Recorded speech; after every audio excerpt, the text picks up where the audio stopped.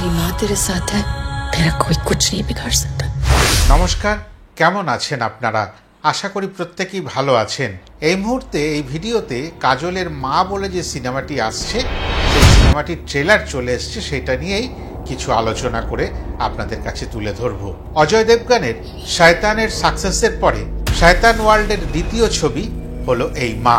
এবার মা তার সন্তানকে বাঁচাবে, মানে তার কন্যা সন্তানকে প্রোটেক্ট করবে। आगे होटल दिखेगा ना, तो रुक जाएंगे, ओके? বাংলা আর বাঙালির সেন্টিমেন্ট নিয়ে এই ছবি। বাড়ির গৃহিণী যখন প্রবাসী বাঙালি, এটা খুব স্বাভাবিক যে অজয় দেবগনের কন্টেন্টের মধ্যে বাংলা বা বাঙালির ছোঁয়া থাকবে। একদিকে রক্ত মাংসের মা কাজলের কামব্যাক হচ্ছে, অপরদিকে যে ধরনের সিনেমা দেখতে দর্শক পছন্দ করতেন, একটু মাইথোলজিক্যাল অ্যাসপেক্ট থাকবে তার মধ্যে, সেরকম মা কালীকেও এই সিনেমায় তুলে ধরা হবে। ব্ল্যাক ম্যাজিক, কালা জাদু বা তন্ত্র সাধনার এক বিশেষ পর্যায়কে এই সিনেমার মাধ্যমে আমাদের কাছে তুলে ধরার প্রচেষ্টা দেখানো হচ্ছে। যদি বলিউডের পুরাতন ঐতিহ্য ফেরাতে পারে, তবে এই মা সিনেমাটি সম্ভবত ফেরাতে পারবে। অপরদিকে কালী মায়ের আবক্ষ উন্মোচন করে এই কালা জাদু বা এই ব্ল্যাক ম্যাজিকের রহস্য উদ্ঘাটন করা যেতে পারে। আর সম্ভবত এই ধরনের বিষয় নিয়েই এই সিনেমাখানির গল্পকে বুনে দেওয়া হয়েছে। এখানে রাক্ষসকে দৈত্য বলে ব্যাখ্যা দেওয়া হয়েছে। দেখবেন উচ্চারণের মধ্যে বারবার দৈত্য দৈত্য কথাটা বলা হচ্ছে, কিন্তু যারা অবাঙালি হিন্দিভাষী তাদের পক্ষে ওই দৈত্য কথাটা ঠিক বাঙালিদের মতন করে উচ্চারণ করা একটু কষ্টসাধ্য হচ্ছে। আর এখানে ওই বললাম না যে বাঙালির সেন্টিমেন্টকে ধরার চেষ্টা করা হচ্ছে। তবে বুঝি মা সিনেমার মধ্যে শয়তানের ক্যামিও থাকতে পারে, মানে আর মাধবন। ট্রেলার লঞ্চ অনুষ্ঠানে আর মাধবন সরাসরি ম্যাড্রাস থেকে চলে এসেছিলেন এবং সেখানে যে শুটিং চলছিল সেটা তিনি নিজে মুখে স্বীকার করেন। আর সেই অনুষ্ঠানের মধ্যভাগে তিনি আবার বেরিয়েও যান। তাতে পরিষ্কার হয় যে আর মাধবন এই দৈত্য। এখনও তিনি ইংরেজ আমলের অ্যাডভোকেট হিসেবে কিন্তু বড় পর্দায় বিভিন্ন জায়গায় বিচরণ করছেন। তার মধ্যেই তার দৈত্য রূপের প্রকাশ হতে চলেছে আগামী 27শে জুন। এটি একটি মাইথো হরর ধর্মী সিনেমা। প্রযোজক অজয় দেবগন প্রথমেই বলে দিলেন যে এই ধরনের সিনেমা ভারতবর্ষে আগে খুব কমই হয়েছে। মানে হরর ফিল্ম হয়, কিন্তু পিওর হরর ফিল্ম, মাইথোলজিক্যাল বিষয়ের ওপর নির্ভর করে যে হরর ফিল্ম, সেটা তিনি বলেন এর আগে ভারতবর্ষে সেভাবে আসেনি। একটি পরিত্যক্ত বাড়ি, হাজার হাজার বছরের পুরাতন একটি বৃক্ষ, যার ডালে ডালে ঝুলে রয়েছে অসংখ্য অল্প বয়সী মেয়েদের শরীর আর বিশাল আকার মা কালীর মূর্তি। এই নিয়েই এই সিনেমার গল্প।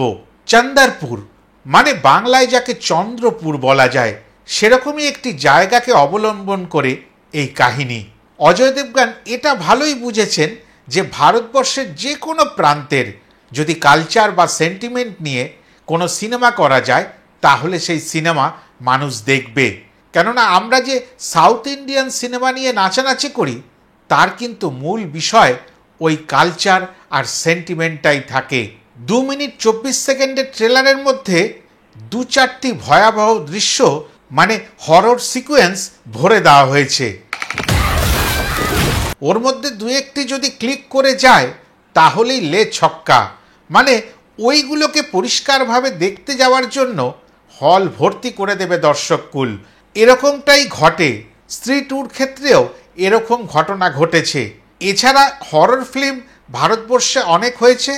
তবে একটা কথা বলি, আমি এতটা জ্ঞানী নই কোন সিনেমাটা কার দ্বারা প্রভাবিত, কার অনুকরণ করা, কোন বিদেশি সিনেমার একেবারে ডিরেক্ট অনুকরণ করা, এইসব দেখার দরকার নেই। কেননা সাধারণ মানুষ যারা সিনেমা দেখতে যায় তারা এত খবরাখবর রাখে না। একটা ভারতীয় সিনেমা, সেটা কার নকল, কত বছর আগে সেটা তৈরি হয়েছিল, কোন দেশে তৈরি হয়েছিল, কোন ভাষায় তৈরি হয়েছিল, এত গাল গল্প নিয়ে সাধারণ দর্শক হলের দিকে এগোয় না। সেটা হতে পারে কোনো সিনেমা দেখতে গিয়ে সেখানেই দেখলাম যে টিজারটা বা ট্রেলারটা, তাতে সেটার মধ্যে কোনো আকর্ষণীয় বস্তু বা দৃশ্য বা গল্পের ছোঁয়া যদি থাকে, সেইভাবেই দর্শকরা বিবেচনা করে নির্ধারিত সময় গিয়ে তাদের পছন্দের সিনেমাটা দেখে। ম্যাক্সিমাম রিভিউয়ারদের মধ্যে একটা প্রবণতা, এই সিনেমাটা কোন সিনেমার নকল, কোন দৃশ্যটাকে একেবারে টুকে দেওয়া হয়েছে, এই সবগুলোকে নিয়ে কাটাছেঁড়া করা।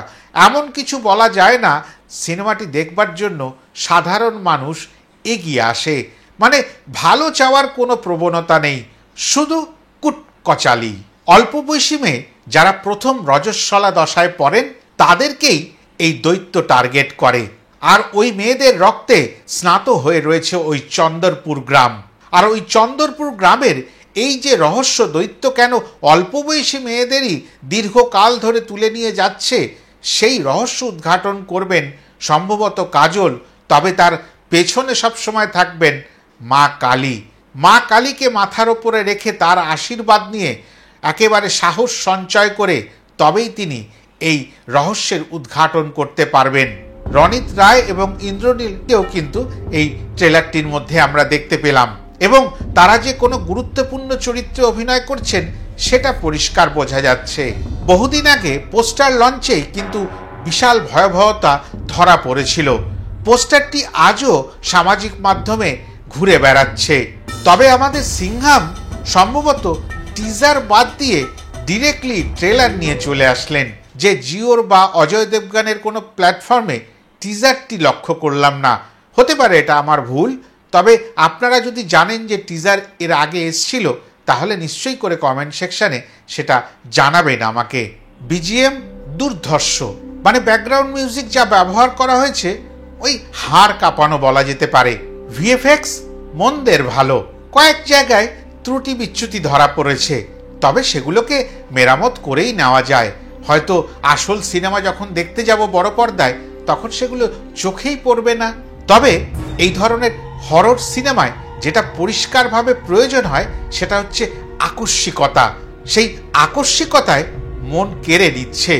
আর হঠাৎ হঠাৎ করে এমন এমন দৃশ্য ওই 2 মিনিট 24 সেকেন্ডের মধ্যে ধরা দিচ্ছে যেটা আনপ্রেডিক্টেবল।